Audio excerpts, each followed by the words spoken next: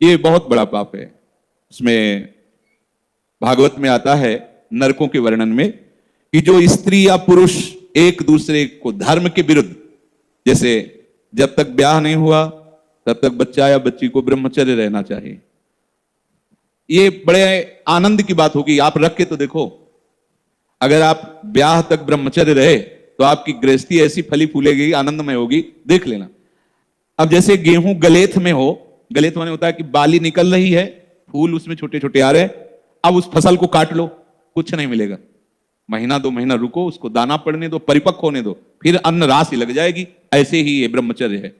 जो बाल्यावस्था से यौवन अवस्था तक अपने ब्रह्मचर्य का नाश करते रहते हैं, वो गृहस्थी लायक ही नहीं रह जाते।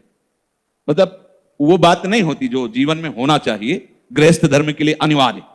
तो जो बच्चा और बच्ची ब्याह नहीं हुआ तब तक ब्रह्मचर्य का पालन करे, और जब ब्याह हो जाए तो पहले तो ये था कि नाऊ चले जाते थे, गांव के नाऊ ठाकुर, वो ब्याह तय कराते थे, ना बच्चा देखता था ना बच्ची देखती थी। कितना निष्ठा, कितनी श्रद्धा। पाणी ग्रहण के समय भले वो देख ले कि फोटो वाला जमाना ही नहीं था, कभी किसी को जाना हो तो अपने लोगों में, यहां शहर जाकर के वो पर्दा वर्दा लगाए होते थे, बैठ जाओ, वो जैसे कहीं जरूरत पड़ी उस समय, ऐसे मोबाइल ही नहीं था पहले की बात।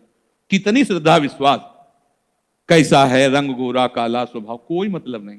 माता पिता या कोई तय करे आए, जब पाणी ग्रहण हुआ उसी समय स्वीकार कर लिया कि आजीवन निर्वाह करना है, चाहे जैसे स्वभाव वाला हो, चाहे बड़ी पवित्रता गृहस्थी में देखी गई, बड़ी पवित्रता, बड़ा जीवन।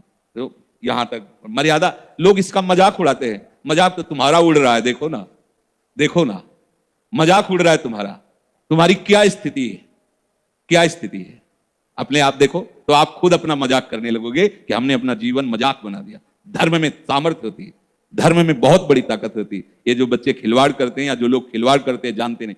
उसमें लिखा है कि जो स्त्री शरीर पर पुरुष से ऐसा कुछ संबंध करती है तो लोहे की तपती हुई पुरुष शरीर या स्त्री शरीर जो परस्पर ऐसा, उसमें कल्पों तक मरना है नहीं, कितना दाह होगा। रामचरितमानस में भी लिखा है, पति वंचक परपति रति करई, रोरो नरक कल्प सतपरई। जो अपने पति की वंचना करके, धोखा देके किसी और पुरुष के साथ वैसा व्यवहार करती है तो बोले 100 कल्प तक रोरो नरक में पड़ती है। ये शास्त्र झूठे नहीं, 100 कल्प तक रो। अगर तुम्हारे भाग्य में कहीं ऐसा पति है कि भाई लंगड़ा हो गया है, उसकी आंख खराब हो गई है, सुनाई नहीं देता है, वो रूपवान नहीं है, तो मिला तो तुम्हारे प्रारब्ध से ही है ना।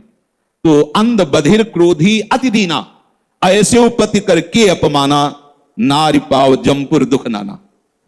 मतलब रूपवान नहीं है, अंधा बहरा कैसा भी, भगवान की विधान से वैसा, उसे भगवान मान करके मानो, आराधना पद्धति से चलो। अगर पुरुष अपनी पति का जो भाव स्वीकार किया है उसका त्याग करके धोखा देकर दूसरी किसी स्त्री से, ऐसा घोर नरक का अधिकारी होता है वो। अगर ऐसा तो व्यभिचारी की बहुत बड़ी दुर्गति होती है।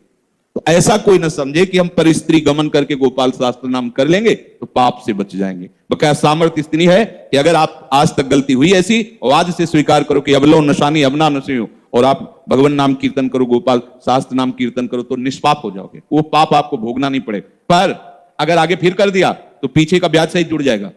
ये उन्हीं के लिए है अबलो नशानी, चाहे जितना बड़ा पाप हो गया।